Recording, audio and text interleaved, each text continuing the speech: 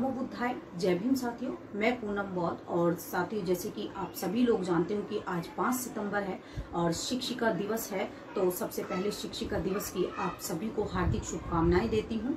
और कहा जाता है कि जो शिक्षिका दिवस जो मनाया जाता है वह डॉक्टर राधा कृष्णन सर्वपल्ली के जन्मदिन पर मनाया जाता है। आखिर इस दिन हम लोग अपनी बहुजन महानायिकाओं को क्यों भूल जाते हैं? क्योंकि इतिहास गवाह है कि शिक्षा की ज्योति जलाने वाली अगर कोई है तो वो सिर्फ और सिर्फ माता सावित्रीबाई फुले है। जिन हिंदू धर्म ग्रंथों में महिलाओं को देवी कहा गया, दुर्गा कहा गया, शिक्षा की देवी सरस्वती को कहा गया, उसी धर्म के अनुसार महिलाओं को हर मानवीय अधिकार से वंचित कर दिया गया और शिक्षा से उनको दूर रखा गया। माता सावित्रीबाई फुले जी की शादी 9 साल की उम्र में महामना ज्योतिबा फुले के साथ हुई थी। और महामना ज्योतिबा फुले शिक्षा की कीमत को वो जान चुके थे और उन्होंने अपनी पत्नी को शिक्षित किया। और 1848 में उन्होंने सबसे पहले पुणे में एक विद्यालय उन्होंने खोला जहाँ पर बच्चियाँ पढ़ने के लिए आती थी। जब वो बच्चों को पढ़ाने के लिए जाती थी तो हिंदू महिलाएं जो होती थी वो उनके ऊपर गोबर डाल देती थी, उनके ऊपर कीचड़ डाल देती थी, लेकिन इन सब की वो परवाह नहीं करती थी। वो अपने साथ एक थैले में एक साड़ी ले करके जाती थी और स्कूल पहुंचने पर उसको बदल देती थी। तो माता सावित्रीबाई फुले जी के संघर्ष को भुलाया नहीं जा सकता।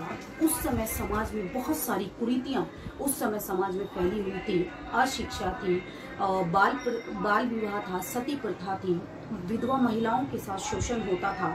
तो इन सभी कुरीतियों के विरुद्ध उन्होंने अपनी आवाज को बुलंद किया और काफी हद तक उनको इस काम में सफलता भी मिली। महिला मंडल का माता सावित्रीबाई फुले जी ने गठन किया, जिसमें जो महिलाएं विधवा होती थी उनके बाल काटने की प्रथा थी।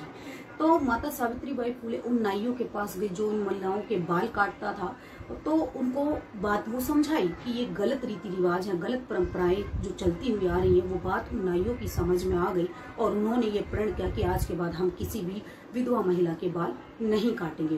क्योंकि शिक्षक देखिए वही होता है जो हमें सही रास्ता दिखाए। तो आज अगर भारत की प्रत्येक महिला अगर पढ़ पा रही है तो वो सिर्फ और सिर्फ माता सावित्रीबाई फुले जी की बदौलत ही पढ़ पा रही हैं। राष्ट्रपति से लेकर वो ऊंचे से ऊंचे पद पर अगर वो पहुंच गई तो वो सिर्फ और सिर्फ माता सावित्रीबाई फुले जी की बदौलत। और ऐसी ही माता सावित्रीबाई फुले जी को मैं सशक्त नमन करती हूँ और एक बार फिर से आप सभी को शिक्षक दिवस की हार्दिक शुभकामनाएं देती हूँ। और इसी के साथ मैं अपनी वाणी को विराम देती हूँ। आप सभी को मेरा गर्व से नमो बुद्धाय, जय भीम।